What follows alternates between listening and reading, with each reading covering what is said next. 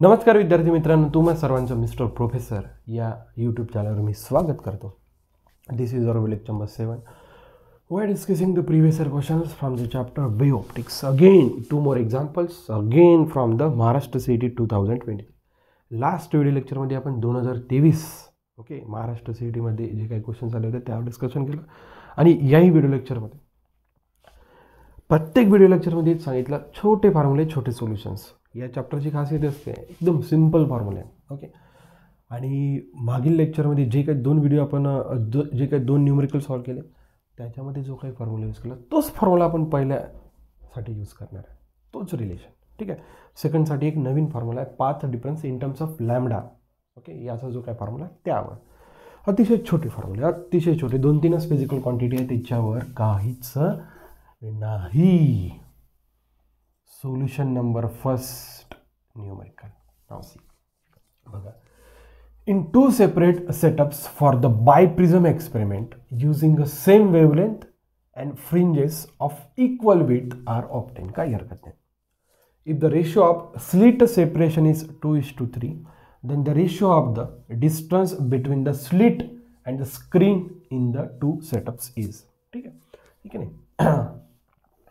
हा जो काही डिस्टन्स आहे D1 झाला, ही झाली स्क्रीन, आणि हा तो झाला बायप्रिझमचा सेटअप. आणि सेकंड सेटअप ओके हा झाला डिस्टन्स D2, ही झाली स्क्रीन. येतं लक्षात okay. Then the ratio of the distance between the slit and the screen is okay okay.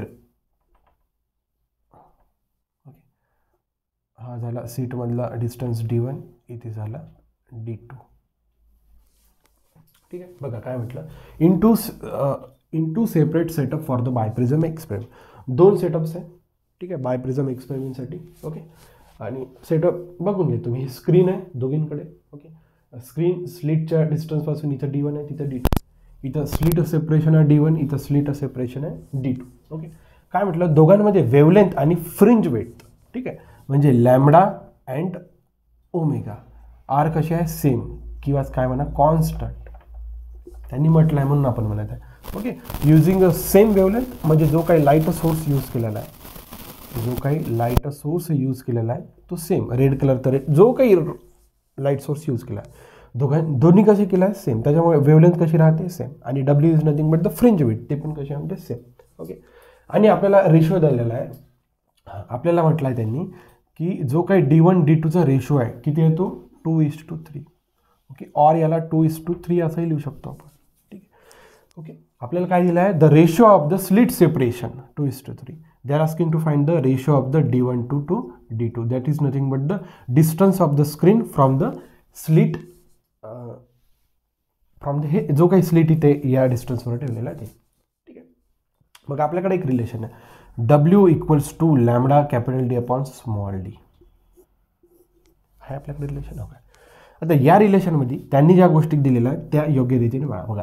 Lambda आणि W कसे आहे कॉन्स्टंट, लॅम्बडा आणि W कसे आहे कॉन्स्टंट. बघा स्मॉल d इकडे मी शिफ्ट करतो, D capital W = lambda D okay. आता लॅम्बडा आणि W या दोन कशा आहे कॉन्स्टंट, या कशा आहे कॉन्स्टंट. म्हणजेच स्मॉल d आणि कॅपिटल D मध्ये कसं रिलेशन आहे, डायरेक्टली रिलेशन आहे. कसं रिलेशन आहे, डायरेक्टली ठीक आहे. म्हणजेच या इक्वेशन 1 वरून आपण D1 = capital D1 make it equation number first, D2 = capital D2 make equation number second असं लिहू शकतो ठीक आहे. आपल्याला काय विचारलं त्याने, D1 अपॉन D2 म्हणजे equation 1 upon equation 2 okay. Therefore D1 upon D2 = capital D1 upon D2. आणि याची व्हॅल्यू आपल्याला दिली आहे 2:3. Therefore 2:3 this is the ratio of the okay distance of the screen from the setup 2:3. म्हणजे जो काही slit सेपरेशनचा ratio राहणार तोच रेशो कशासाठी राहणार, या दोघा डिस्टन्ससाठी स्क्रीनपासून सेटअपपर्यंत 2:3 ओके. और याला आपण कसं लिहू शकतो 2:3 याही फॉर्मॅटमध्ये लिहू शकतो. Therefore the option number first one is the correct one. Question is from the Maharashtra CET 2023. अशा पद्धतीने आपण फ्री बॉडी डायग्रामच काढली. इथनं सगळ्या घटना तुम्हाला लक्षातच आल्या असणार काय कशा झाल्या. आणि एक सिम्पल रिलेशन हे आपण चौथ्यांदा तो फॉर्म्युला यूज करत आहे आपण ओके. येतं लक्षात. अशा पद्धतीनं तुम्ही क्वेश्चनचा सोल्युशन मिळू शकता, काही मोठी अडचण नाही. पॉज करून नोट डाऊन करूया, सेकंड क्वेश्चनकडे वळूया. चलो ओके, आता बघूया आपण न्यूमरिकल नंबर सेकंड. बघा महाराष्ट्र CET खूप काही कठीण नाही आहे.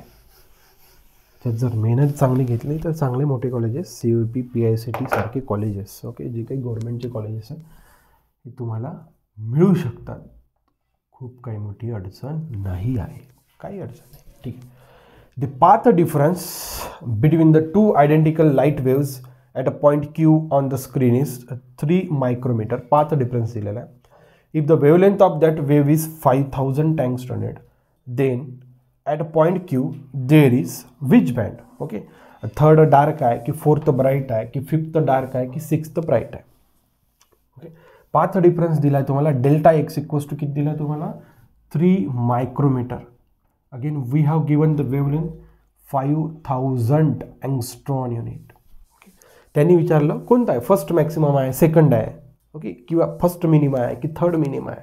ओके, बघा आता delta x equals to n times lambda. This is the relation that you should know. Where delta X represent the path difference, okay, and lambda represents the wavelength of light you are using for such experiment, and n represent which band, first minima or second maxima, third minima or fourth maxima. इथं लक्षात okay. बघा जसं maxima किंवा maximum हा bright बँडसाठी राहतो, okay, आणि minima हा कशासाठी राहतो, डार्क.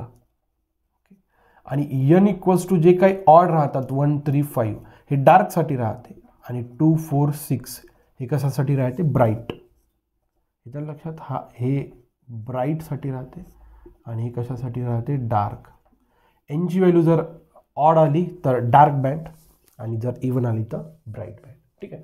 डेल्टा एक्स तुम्हाला दिला आहे 3 मायक्रोमीटर आहे.